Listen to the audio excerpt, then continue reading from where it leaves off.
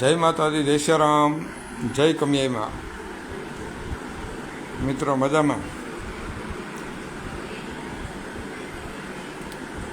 વ્યસનનો વળગાડ અથવા તો વ્યસન કથા ભાગ ત્રીજો, એના ઉપર આજે આપણે થોડીક ચર્ચા કરીએ. કદાચ ત્રીજો અને છેલ્લો પણ હોઈ શકે, અને પછી આપણે કંઈ બીજો ટોપિક લેશું. તો આજે આ વ્યસનનો વળગાડ ભાગ 3માં ખાસ કરીને આપણે આપણી ભાષામાં કહીએ તો દારૂ, શરાબ, એના વિશે જ 10-15 મિનિટ ચર્ચા કરશું.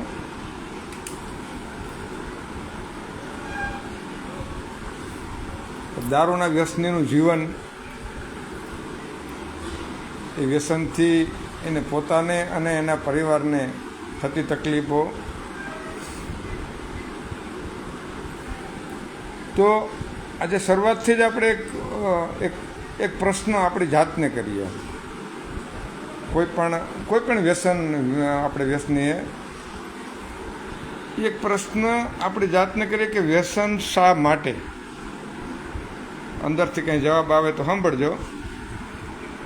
એમાં ટોટલ વ્યસન આવી ગયા. ખરાબ લત, ખરાબ આદત, કુટેવ કે કુવ્યસન.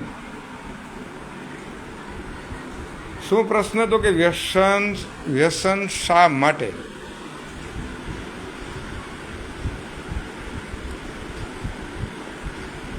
અંદરથી કંઈક જવાબ મળશે, કારણ કે કોઈ કારણ નથી. વ્યસનથી એક આના ભાર પણ આપણે દેહી ભાષામાં કહીએ તો ફાયદો તો નથી, કે આપણે આગળ જોઈ ગયા કે બધી રીતે નુકસાન છે. છતાં પણ એ ક્યારે કેવી પોઝિશનમાં કઈ રીતે આપણે વળગ્યું, અથવા તો વ્યસન આપણે વળગ્યું કે આપણે વ્યસનને વળગ્યા, આ બાબતનો કંઈ પણ આમ એનો કંઈક જવાબ મળશે ખરો એમ.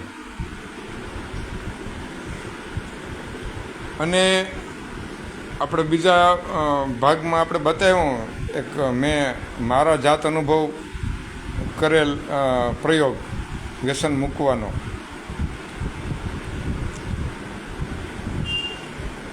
તો આ શરાબ છે કે દારૂ છે, આમ તો અમુક સુધરેલા અને અમુક ડૉક્ટર લોકો, આપણે એના પક્ષમાં નથી, પણ એ લોકો કહે છે કે ભાઈ મર્યાદામાં કંઈ પેગ લેવાથી ભૂખ વધે અને શરીરમાં સારું રહે ને અંતે. પણ આપણે એ પક્ષમાં નથી, કારણ કે આપણા સનાતન ધર્મની અંદર દારૂને એક ટૂંકમાં દૈત્ય તરીકે આપણે એને અપનાવ્યો જ નથી. એમ હિન્દુ ધર્મની અંદર ક્યાંય એનું બધું શેખરું એમ સોમરસનું પાન જે દેવતાના અંતે ને બધુંનું, પણ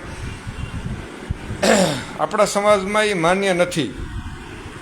એટલે આપણે એ પક્ષમાં નથી કે ભાઈ શરીર માટે અમુક ટાઈમસર લઈને હોઈ જાય, અથવા તો જેમાં પહેલાં લેવાથી ભૂખ સારી લાગે અને શરીર સારું રહે, પણ આપણે એ પક્ષમાં નથી, એટલે એને આપણે ટેકો આપતા નથી. તો એક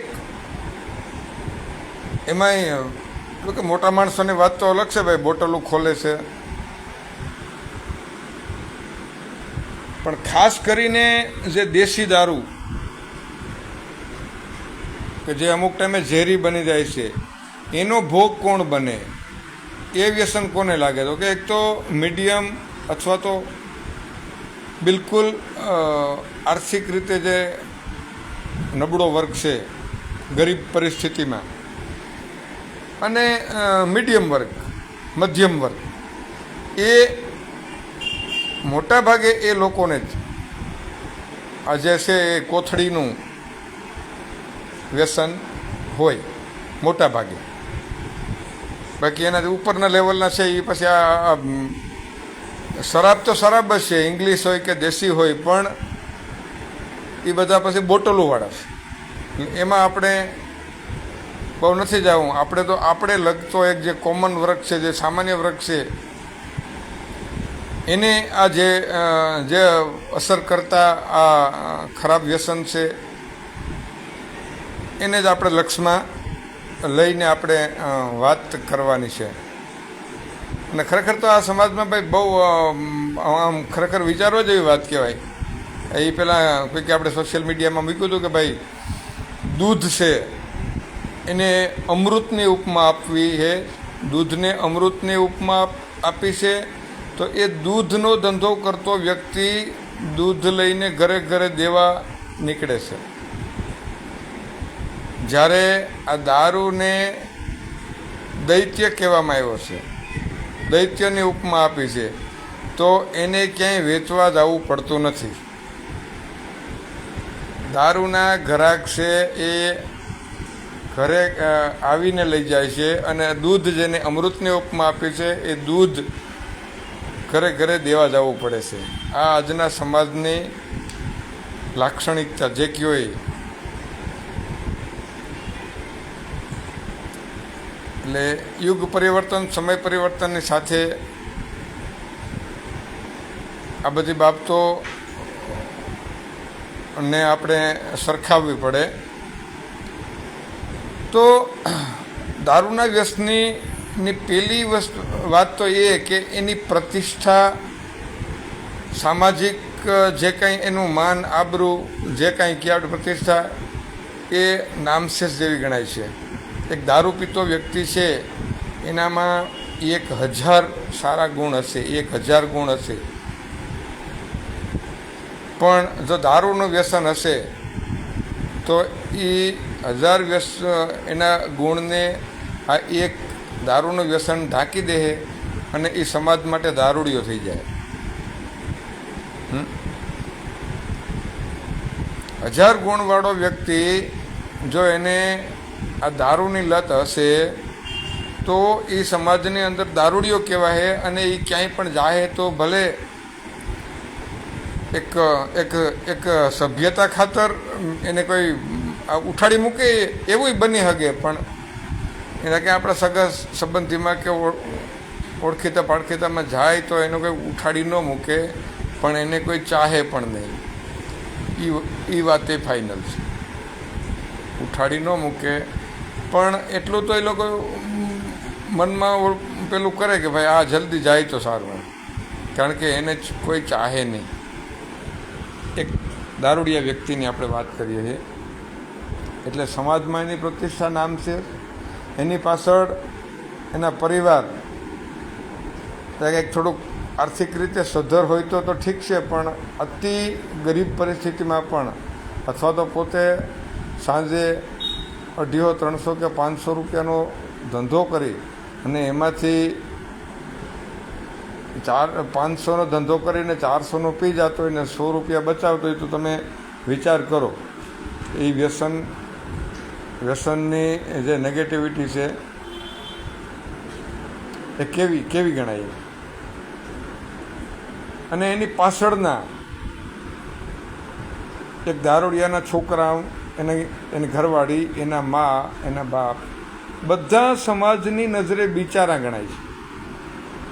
એક વ્યક્તિની એક દારૂની ટેવને લીધે આખા પરિવારને ભોગવવું પડે છે, સમાજની દ્રષ્ટિએ બિચારા થઈ જાય છે. અને ક્યાંક તો આપણે જોઈએ મિત્રો, દારૂ પીને કોઈ માણસ આમ રસ્તા ઉપર હાવ ટલ્લી થઈને પડ્યો હોય, એને પોતાને એની જાતનું ભાન ન હોય, એની જાતનું ભાન ન હોય, કઈ પરિસ્થિતિમાં પડ્યો હોય. આપણે એની બાજુમાં નીકળીએ તો આપણે એના જીવન પ્રત્યે એકદમ નફરત થઈ જાય કે આ તો કોઈ જીવન છે, આ મનુષ્ય જન્મ મળ્યો તો એને આવી રીતે વેડફવાનો. અને એવી જ પરિસ્થિતિ છે. ક્યાંક તો એવું બનતું હોય કે પોતે દારૂની લત છે, એનો ટાઈમ થાય એટલે જોઈએ, અને પોતે ક્યાંય કમાતોય નથી 2 પૈસા. તો એની ઘરવાળી છે એ ક્યાંક, એ પહેલાં આપણે પહેલા ભાગમાં જ આના વિશે થોડીક વાત કરી કે એ કોકના કામ કરીને, છોકરા મોટા કરીને, જેમ તેમ કરીને, ઢહરડા કરીને ઘર હલાવતી હોય, અને આ મૂવો એનો ટાઈમ થાય એટલે એનાથી રહેવાતો નથી, એટલે એની ઘરવાળીને મારી કૂટીને પણ એ જે કંઈ થોડી ઘણી બચત હોય એ પણ આંચકી અને વેડફી નાખે. આવા પણ સેંકડો કિસ્સાઓ આ સમાજની અંદર તમને જોવા મળશે. પછી આગળ જતાં વધારે પડતો જે શરાબ છે એનાથી ફેફસા, કિડની, લીવર આ બધું ધીરે ધીરે ધીરે ધીરે ફળી જાય, ફેલ થઈ છે. અને અત્યારે આપણે આ કાર્ડ ઉપર થોડીક સરકારની મહેરબાની છે કે ભાઈ 5 લાખ કે 10 લાખ સુધીનો, બાકી અત્યારે આપણે ખબર છે દવાખાનું, એ દવાખાનું કોઈ દી ભરાતું જ નથી. અને એ જો લાગુ પડી ગયું તો માણસનું જીવન આરામ કરી નાખે. તો આ દારૂના અતિ પ્રમાણથી આ કિડની બગડે, લીવર બગડે, ફેફસા બગડે અને છેલ્લે એ ડાયાલિસિસ ઉપર આવે. આપણે બધા જોઈએ જ છીએ.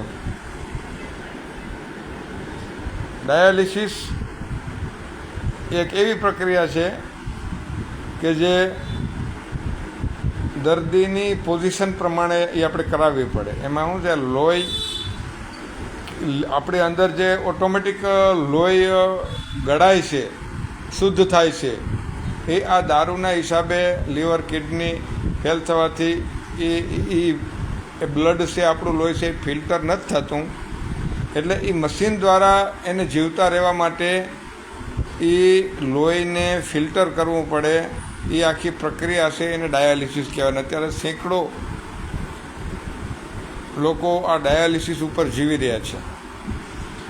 એમાંથી મોટા ભાગનાને જુઓ તો આ વ્યસનના હિસાબે જ એની આ પરિસ્થિતિ હોય. એટલે સામાજિક બરબાદી, આર્થિક બરબાદી, પારિવારિક બરબાદી ને ઉપરથી પોતાની જાત, જેનું કોઈ શું કહેવું હવે, એમ ક્યાંય સમાજમાં એના વર્ગ સિવાય, એનું જે દારૂડિયું મંડળ છે એના સિવાય એને કોઈ ચાહે નહીં અને બાજુમાં એને કોઈ વાંચે નહીં. એવી પરિસ્થિતિ એક દારૂડિયાની થાય છે.